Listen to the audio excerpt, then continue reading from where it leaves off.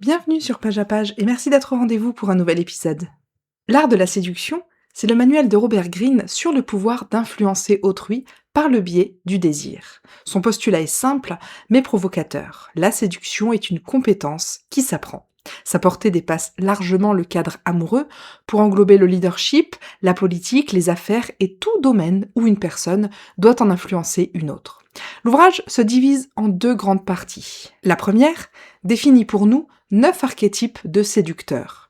La sirène, qui séduit par son énergie sexuelle et sa théâtralité, le libertin, par un désir si intense qu'il en devient contagieux, l'amant idéal, qui décèle ce qui manque à l'autre et le lui apporte, le dandy, qui fascine par son ambiguïté et son refus du conformisme, l'authentique, qui attire par sa spontanéité et une vulnérabilité sans filtre, la coquette, qui joue sur l'espoir et la frustration, le charmeur, qui fait en sorte que les autres se sentent bien en sa compagnie, la figure charismatique qui entraîne les foules grâce à son énergie et sa vision, et enfin la star, qui séduit à distance, enveloppée de mystère.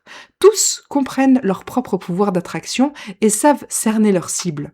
À l'opposé de ce spectre se trouvent les anti-séducteurs. Ce sont les personnes qui repoussent les autres par leur insécurité, leur arrogance ou leur manque de conscience de soi.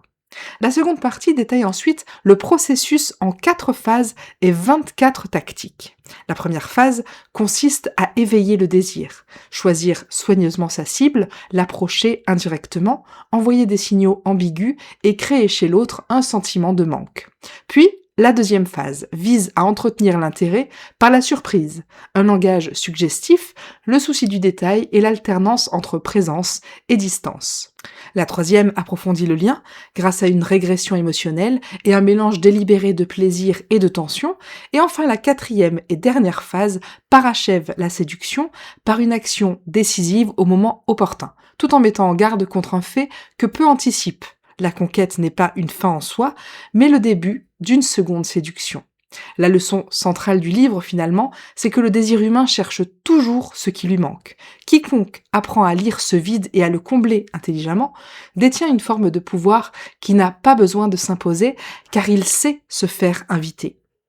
À travers de nombreux exemples historiques, comme ceux de grands séducteurs et figures emblématiques, Greene nous présente ainsi différentes stratégies qui permettent de comprendre les comportements humains, les désirs et les émotions qui influencent nos relations. Et c'est tout pour ce résumé court du livre L'art de la séduction de Robert Greene. Merci beaucoup de l'avoir suivi. Pour aller plus loin, je t'invite à découvrir notre résumé complet et détaillé de l'œuvre, toujours sur tonlivre.fr. Si tu veux écouter le livre audio et t'imprégner de l'atmosphère, scanne le QR code à l'écran et profite du livre gratuitement, ou bien rejoins le lien en description. Et si tu as aimé ce programme, n'hésite pas à nous laisser la meilleure note et à t'abonner pour accéder à tous nos futurs épisodes. À très vite!